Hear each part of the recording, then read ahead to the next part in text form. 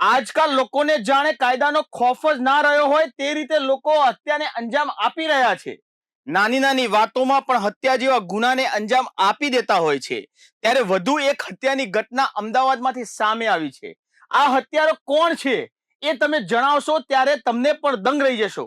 જેને જન્મ આપ્યો, જેને દુનિયા બતાવી, જેને ઘડપણનો સહારો માન્યો, તે જ બન્યો હત્યારો. અમદાવાદના વાડજમાં એક કપાતર પુત્રે પોતાના પિતાની જ હત્યા કરી નાખતા ચકચાર મચી ગઈ છે. આ કપાતરે તમામ હદો પાર કરી નાખી હતી. તેને તેની બહેન પર પણ હુમલો કરી ગંભીર રીતે ઘાયલ કર્યા હતા. આવો જોઈએ FIR માં કેમ પુત્ર બન્યો કપાતર, કેમ કરી પિતાની હત્યા અને કેમ કર્યો બહેન પર હુમલો.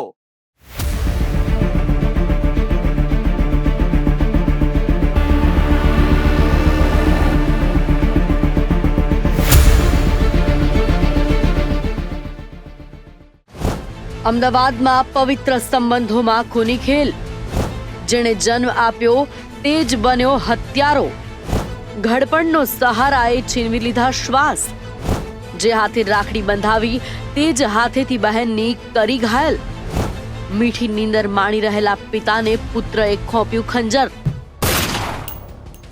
જે પિતાએ દીકરા માટે અરમાનો જોઈને મોટો કર્યો એ જ પુત્ર કપાતર થયો અને પિતાનું જ કાસળ કાઢી નાખ્યું. અમદાવાદના વાડજ ખાતે રહેતા પરિવારમાં ખૂની ખેલ ખેલાયો છે અને તે પણ કપાતર પુત્રના કારણે. પરિવાર રાત્રિના સમયે નીંદર માણી રહ્યો હતો અને કપાતર પુત્રએ ધારદાર હથિયારથી હુમલો કરી પિતાને મોતને ઘાટ ઉતારી નાખ્યા છે. આ હત્યા કેમ કરાઈ, કેમ પુત્ર જ પિતાનો હત્યારો બન્યો તે પણ FIR માં જાણીશું. પણ એ પહેલા સાંભળો આ પરિવાર કેવી રીતે ગુજરાન ચલાવતો અને આ પરિવારમાં કોણ કોણ હતું.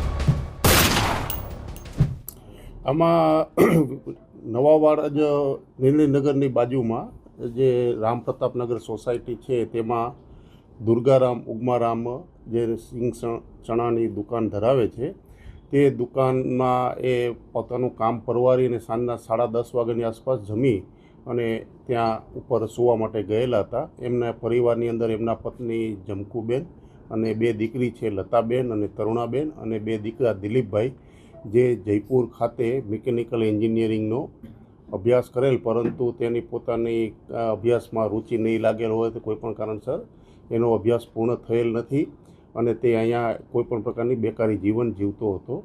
અને છેલ્લા 15-20 દિવસથી તેમને એક અહીંયા જયંબે ગૃહ ઉદ્યોગ છે એમાં એક ખાનગી નોકરીની શરૂઆત કરેલી હતી અને એમનો સૌથી નાનો દીકરો જે નિખિલભાઈ જે છે એ BBAના 2nd સેમેસ્ટરમાં ગાંધીનગર યુનિવર્સિટી ખાતે અભ્યાસ કરે છે.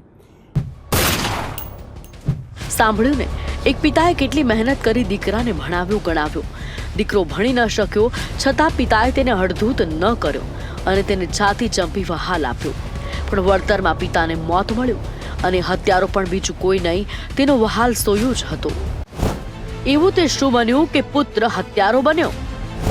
કેમ પુત્રએ પિતાની હત્યા કરી બહેન પર હુમલો કર્યો? એવું તે શું બન્યું કે આટલી ઘાતકી રીતે હત્યાને અંજામ આપ્યો? આ સવાલો તમારા મનમાં જરૂર ઊભા થતા હશે અને થાય જ ને, કેમ કે સંબંધમાં હત્યા થઈ છે અને એ પણ કેવો સંબંધ, પિતા પુત્રનો. આ એવો સંબંધ છે જ્યાં દરેક પ્રકારના હક કરી શકાય છે. આ સંબંધમાં દરેક ખુશીઓ દુઃખ મન મૂકીને કહી શકાય છે.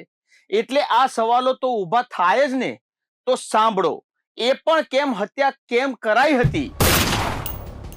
આ કામે જે અવારનવાર એમને પોતાને થોડીક નશાયુક્ત હાલતમાં પૈસાની જરૂરિયાત હોય અને વાપરવાની વધારે રુચિ ધરાવતો હોય, એના પિતાજી સાથે પૈસાની માંગણી અવારનવાર કરતો હોય, પિતાજી એમને ઠપકો આપતા. તો આમને એના પિતાજી પ્રત્યે રોષ ઊભો થયેલો હોય દિલીપભાઈને, એટલે દિલીપભાઈએ એના તીક્ષ્ણ હથિયાર ચપ્પુ જે છે એ મારવાની તૈયારી ધારણ કરી અને પિતાજીની બાજુમાં ઉપરના માળે ઘરમાં સૂઈ ગયેલા હતા. અને સવારના 5 વાગ્યાના સુમારે 27/6/2000 દિવસે રથયાત્રાના દિવસે એ પિતાજીને ઊંઘની હાલતમાં જ એમને તીક્ષ્ણ હથિયાર છરી વડે હુમલો કરી અને છાતીના ભાગે જમણી બાજુ તેમજ હાથ ઉપર, પીઠના પાછળના ભાગે, શરીરના જુદા જુદા ભાગ ઉપર હુમલો કરી અને આમાં ચીસાચીસને બૂમ થતાં બાજુના જ રૂમમાં સૂતેલ એમના દીકરી તરુણાબેન તથા લતાબેન આવી ગયેલા. આ તરુણાબેનને પણ એના ઉપર એના મારી નાખવાના ઈરાદે એના ઉપર પણ હુમલો કરી અને એના ડાબી બાજુના ભાગે ભ્રમરની બાજુમાંથી જ એક તીક્ષ્ણ હથિયાર ચપ્પુ મારી દેતા અને પછી એને કાઢવા જતાં એમનું હેન્ડલ તૂટી ગયેલું હતું અને એ હેન્ડલ ત્યાં સ્થળ ઉપરથી મળી આવેલું હતું. આખી ઘટનાની જો વાત કરીએ તો અમદાવાદ શહેરમાં આવેલ વાડજના રામપ્રતાપનગર સોસાયટીમાં દુર્ગારામ ઉપમારામ દાણા ચણાની દુકાન ચલાવી ગુજરાન ચલાવતા. તેમના પરિવારમાં પત્ની જાનકી, 2 પુત્રી લત્તા અને તરુણા ઉપરાંત 2 પુત્ર દિલીપ અને નિખિલ છે. પુત્ર દિલીપ જયપુરમાં મિકેનિકલ એન્જિનિયરિંગનો અભ્યાસ કરતો હતો. જો કે અભ્યાસમાં રુચિ ન હોવાથી અભ્યાસ અધૂરો મૂકીને આવી ગયો અને હાલમાં જય અંબે ગૃહ ઉદ્યોગમાં નોકરીએ લાગ્યો હતો. તો નાનો પુત્ર નિખિલ ગાંધીનગર યુનિવર્સિટીમાં BBAમાં અભ્યાસ કરતો હતો. દિલીપને નશાની આદત હોવાથી વારંવાર પિતા દુર્ગારામ પાસે પૈસા માંગતો. જો કે દુર્ગારામ પૈસા આપવાનો ઇનકાર કરતા. પિતા પુત્ર વચ્ચે બોલાચાલી થઈ હતી. પિતાએ પૈસા આપવાની મનાઈ કરતા પુત્રએ રચી નાખ્યો હત્યાનો પ્લાન.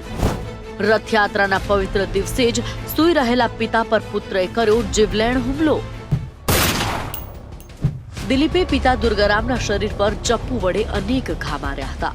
પિતાએ બૂમાબૂમ કરતા પરિવારના સભ્યો ઉઠી ગયા હતા.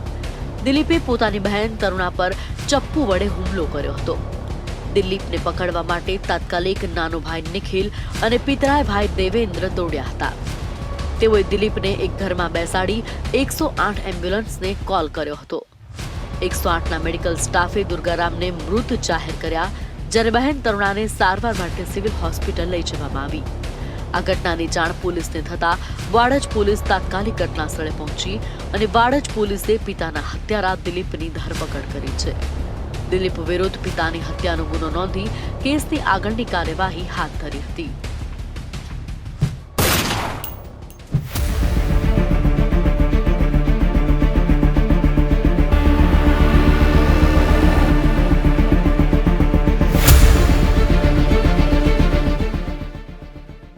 ના દયા આવી, ના દેખાયા સંબંધો, દેખાયો તો ફક્ત નશો. નશાના રવાડે ચડ્યો અને બની ગયો ખૂની. એ પિતાને ક્યાં ખબર હતી કે મારા મોતનો જવાબદાર મારો પુત્ર જ હશે. આજકાલ લોકો નશાના રવાડે ચડી જાય છે. જ્યારે નશો કરવા રૂપિયા ખૂટી જાય એટલે ગુનાખોરીના માર્ગે ચડી ગુનાને અંજામ આપી દે છે. આ લોકોને નથી રહેતો સંબંધોનો ખ્યાલ કે ના કાયદાનો ડર. બસ એમને તો કોઈ પણ સંજોગે નશા માટે જોઈતા હોય છે ફક્ત રૂપિયા. આ કેસમાં પણ હત્યાનું કારણ નશો જ છે તો, અને તેના કારણે જ એક નિર્દોષ પિતાનો જીવ ગયો, અને તે પણ કપાતર પુત્રના હાથે. આજકાલ નશાના રવાડે લોકો ચડી રહ્યા છે. હવે આ આરોપીઓને ક્યાં નશાનું વ્યસન કર્યું તે તો જાણવા નથી મળ્યું, પણ આવા નશાયુક્ત પદાર્થોનું વેચાણ બંધ કરવાની જવાબદારી પોલીસની છે. જો આવા નશાનું વેચાણ વહેલી તકે બંધ થઈ જશે તો જ યુવા પેઢી બરબાદ થતી બચી શકશે. હત્યા જેવા ગુનાઓ પણ ઓછા થશે. હાલ તો પોલીસે આરોપી સામે કડક કાર્યવાહી હાથ ધરી છે, પણ નશાનું વેચાણ ક્યારે ગુજરાતમાં બંધ થશે તે પણ સૌથી મોટો સવાલ છે. ગુજરાતમાં દારૂબંધી છે, પણ તે પણ કાગળ પર જ રહી ગઈ છે, કેમ કે ગુજરાતમાં જેટલા દારૂ પકડાતો નથી તેના કરતા પણ વધુ વેચાણ થઈ જાય છે. આ વાત કડવી છે, પણ આ જ સત્ય છે. અમદાવાદની ઘટના પાછળ પણ નશો જ હત્યાનું કારણભૂત હતું. નશાનું વેચાણ ખુલ્લેઆમ ચાલુ હોય તેવું તે યુવકો ગુનાની ગતિએ ન જાય તો શું થાય? પિતાએ ઉછરેલો પુત્ર જ ખૂની બને ત્યારે નશા કરતા ભયાનક બીજું શું હોય? દારૂબંધી ચોપડે આવા કિસ્સા રોજ બને છે, તો નશો કાયદેસર કેમ બંધ નથી થતો? માત્ર કેસ કરવાથી ધંધા બંધ થઈ જશે?